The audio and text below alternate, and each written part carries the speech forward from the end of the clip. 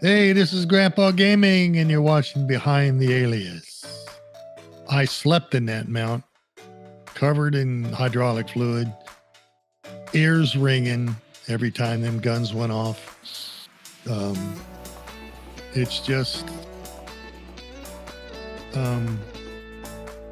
it wears on you. You know, not being there watching my daughter grow up was probably the biggest hardship on me. Yeah, well, I guess you could say that was my very first computer game. Welcome to today's guest, Grandpa Gaming.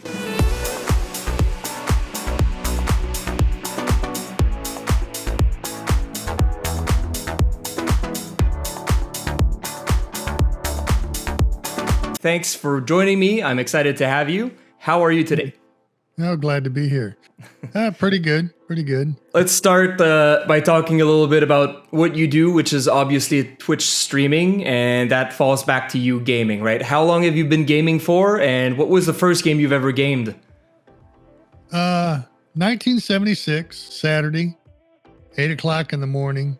My car was in the shop, so I took a bus ride to Naval Amphibious Base Coronado, where the library was. They had the new Apple I computer. And when I went over there, I saw this game called B-1 Bomber. And my dad was retired Air Force, so I'm going to try this out. It was fun, and I never looked back. That was it. I was hooked. So from there, you kept going. You kept gaming your entire life. It wasn't just. It was just when you retired. Ever since I played that game, I've had some sort of computer, from the Commodore 64 to the Amiga 2000, some custom builds. I actually went to school through VA and got my MCSE certification, my A+ certification. And from there on, I built my own computers. Oh, that's impressive. So you're talking about computers. It's always been computers? Have you played on consoles a little bit as well? Yes. When I would come home on leave, my father-in-law had a Nintendo, and we used to play Nintendo Golf for hours. We would play so long that I would actually have the Nintendo control button imprinted in my thumb. Right there, the little square button imprinted right on my thumbs. At the time, there was no online gaming. At what time did you start playing online with other people? That started online with the PlayStation 3 that I had. And I had the surgery on my neck when they put the plate in. And I was bedridden for 3.5, almost 4 weeks. Wow. And I played Battlefield 3 on PlayStation and was quite good at that game then. It must have been easier to play with a controller if you're bedridden, right? Because you don't have to do big hand movements. Yep. And I only played one class then, and it was Recon. From start to finish until I finally started losing the feeling in my hands and arms. And when I retired from Battlefield 3, I think my KD was 27-1. You weren't cheating? Oh no, I'm probably the biggest advocate in the world against cheating. I've been accused of cheating, but you have.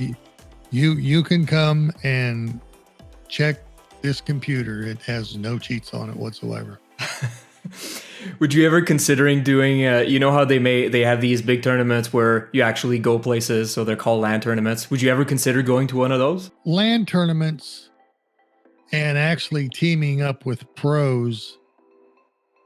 If I didn't have the side effects of the prostate cancer and the medications, I wouldn't put a team through that, because I would have to get up, and Rogue will tell you, I'll be in the middle of a firefight and when the body says you got to go, there's no waiting. Yeah. I shoved the keyboards out in front of me and off I go. And the bathroom's right there. I think Rogue even said a couple times, we even heard the toilet flush. Did you wash your hands? So what's the most happy moment you've had playing video games? wow.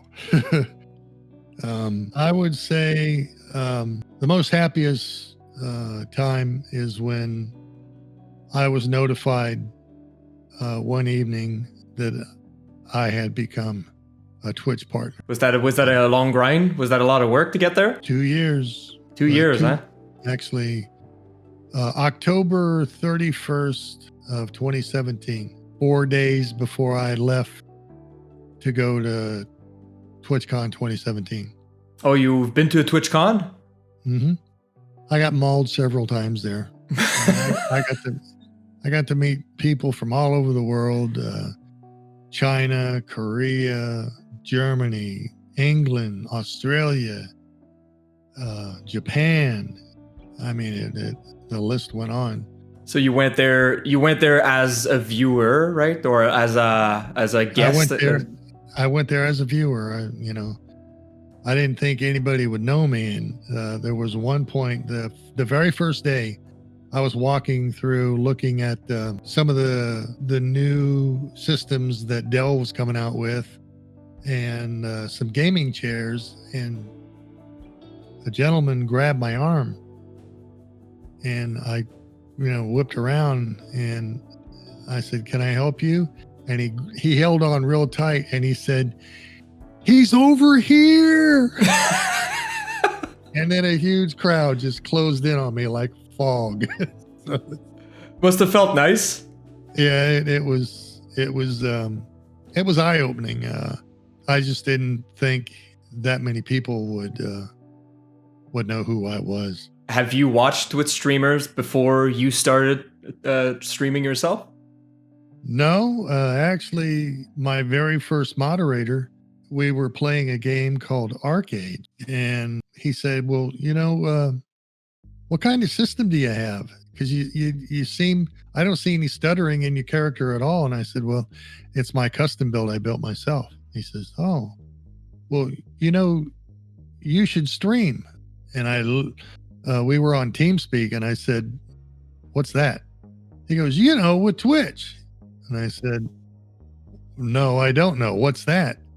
And the very next night, an hour and a half later, I started streaming. And from that day forward, in that game, I averaged about 800 people a night. Oh, wait. So you boomed instantly? Yeah. And I don't know if it was what I was doing.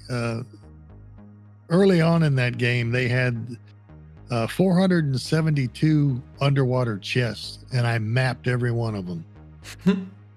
I knew where everyone was. And there was one point, there was a clan in there called NaCl, the chemical salt classification of salt. And I was farming materials in this one area, and this girl from NaCl came in and ambushed me. So I said, "Oh, what the hell?" So I went back, I started farming again. And this other guy from, I think the clan was called Darkheart, he killed me. And then she came in and killed him. And that's when someone else in their guild said, "Hey, this guy's streaming that." So I just kept on doing my thing and farming my materials. And I had a pet, and he was doing this thing with 2 mobs, and I was just killing the rest. And when it was over, I turned around and the entire NaCl clan was standing off in the distance watching this. And I remember thinking to myself, this is going to get real ugly real fast. And then from that day forward, I kept getting all kinds of stuff in the mail, and they classified me hands off. Nobody was to touch me. So I felt I felt pretty high on the hog there. What's your favorite game to stream nowadays? Well, I stream a variety of games. I think I have over 122 games on Steam alone. But The Hunter, Call of the Wild comes to mind. Apex Legends, Players Unknown Battlefield. Oh, Apex Legend. All right, you're gonna like this one then.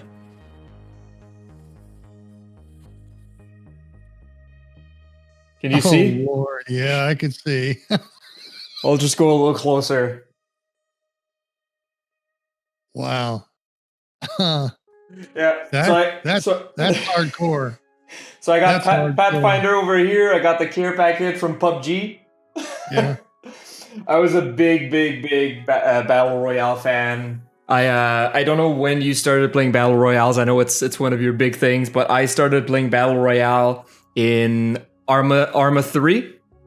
And if you've played Arma 3 at all, I tried, but it's just I can't seem to see anything in there. I can't see the enemy. Yeah, so I can hear the shots, but I can't see them.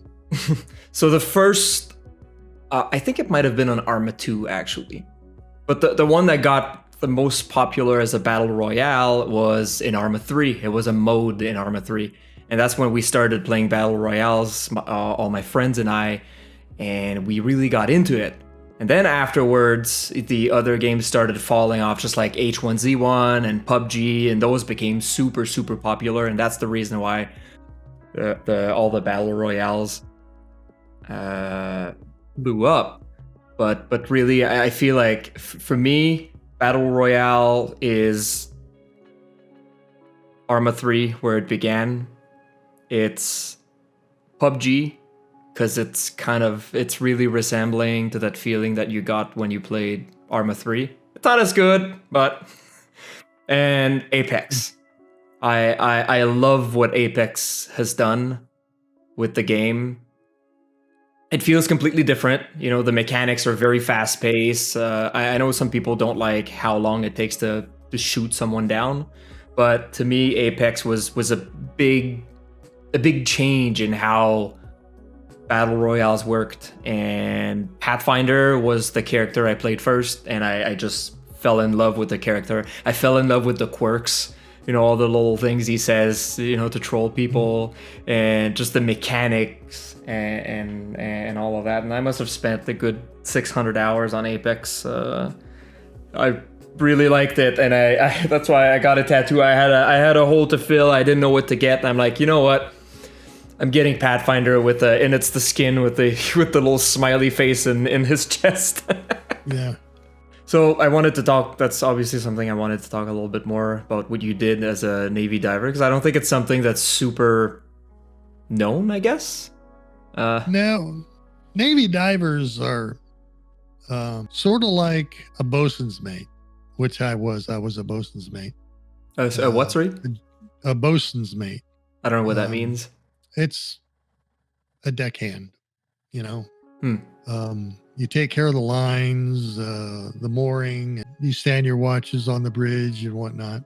A Navy diver is probably one of the hardest, most dangerous jobs in the world, other than a civilian oil rig diver. They go underneath ships and do various jobs, from welding to placing damage control plugs that can be up to 3 feet in diameter. And if you've ever tried to pull a wooden plug that's 3 feet in diameter and about 28 inches long underwater, yeah. I haven't, but I can assume it's not easy. Trust me, it's like trying to pull a freight train backwards when it's in forward motion. And the way we did it, we would get a line hooked onto it, go down to the keel knife, get under the keel knife, put our feet on the keel knife, and start tugging, hand over hand. And once it got under the keel, then you just push it. It's buoyant. Security searches, body searches, underwater welding, salvage operations on things that have fallen off of ships, salvage ops that I was involved with a salvage op in the Philippines where an LVT went off the back of the ship, and instead of floating and going into the shore, it went straight down into 210 feet of water. Sorry, when you say LVT? It's a landing vehicle tank. Usually the Marines have LVTs. My class in second class diving salvage school was the very last class to use the Mark V diving suit, which is, I don't know if you've ever seen the movie Medal of Honor or Men of Honor. I'm sorry, with Carl Bashir. I actually met him twice. That is a modified Mark V for mixed gas diving, and now that suit excuse me, weighs about 186 pounds complete. And you'll see how you have two leather straps coming over the brass collar there to that weight belt. So that's to help you go down, I assume, or? Yep. And the only way to control your buoyancy, there's a little valve. There's a petcock on the, if you're looking at the picture, see the pet on the helmet, see the petcock there on the right-hand side? Yeah, that right there. And then on the inside, there's a little valve that you hook your chin or your cheek like this. Yeah. And pull it out. And what it does, it lets all the air inside that suit, in the suit itself, come up, so where the suit will squeeze you, and it's all water in there. And if you were to turn upside down in a hole, which many diver have done in that suit and have paid the ultimate price, you'll drown. So what you're saying is that suit wasn't safe at all. No, if you're properly trained, the Navy divers are the safest divers in the world. Mm. And you got diving med school, and then you got your deep divers. That unit tests all the new equipment coming out for the divers. So you said you were the last class to use that, and then they switched over to something different that they still use up to today? Yep. It'll be, you wear a neoprene wetsuit, and it's, I believe, the Mark 12, which is, it's got a kidney-shaped faceplate glass, and it's held on by a 5-legged strap. It's very comfortable. That's it right there. And then they still use this up to this day? So you said you were the last class in 1980? 75. And then first class diving salvage in 76. And then they're still using this up to this day. So from 1980 to this day, they haven't upgraded anything on the... There's no need to. There's no need to. They've modified the helmet for mixed gas diving. Mm-hmm.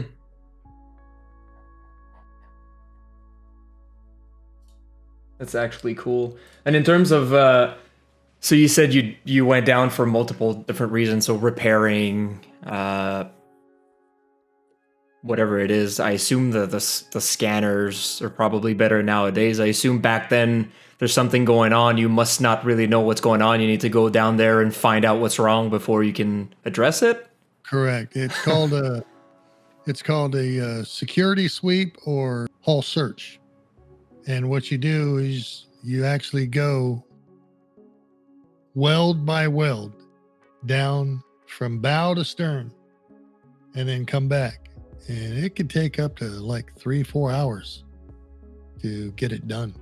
Oh, and nowadays I assume they probably have technologies to either scan or I don't know. I have absolutely no idea what I'm talking about, but I don't know. Haven't really kept up. Haven't really kept up with it. I do know that the best way to find something is with your own eyes. If you could see it and touch it, then that's good enough for me. Makes sense. So you had to be kind of a jack of all trades, right? Like you had to be trained in the actual ship itself and in diving and I Yep. guess a little bit of engineering at the same time because you're kind of fixing stuff, right? Yep. I was on a subtender, Dixon, and then an auxiliary repair ship, the Ajax. You have to know your ship. You have to be trained in how to operate the diving barges that we had. We would go down on the diving barge and then take the barge over to the ship that we needed to do our work on and tie up alongside the ship, do what we had to do, and then get on back to our ship. It was always moored there. And then when we went to Westpac, they would bring the diving barge up on to the ship, and off we went. And then we went to another port, and we put it in the water and do our thing.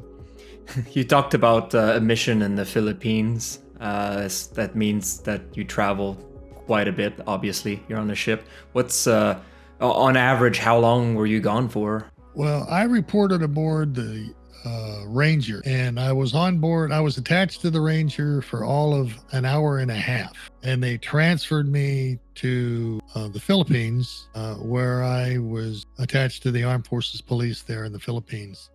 And a 6 to 8 month cruise turned out for me 2 years. So, yeah. But it was a lot of fun over there. I mean, we had what we call 5 and 2, 3 on, 2 off, 2 on, 3 off. So on my off days, I was in the water. I was diving. Yeah.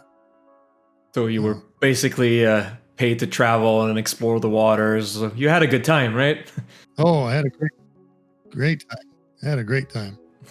Was there what was the hardest?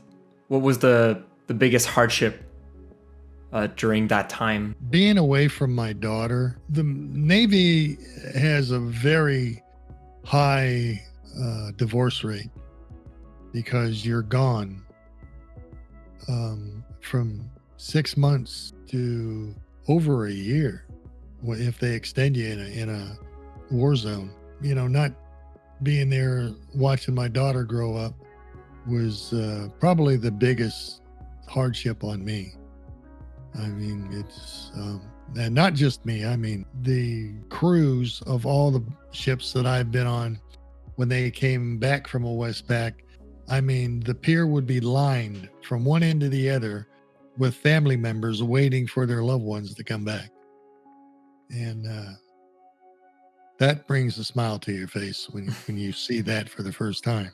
Must be pretty emotional moments when you come back. Oh, yeah. Yeah.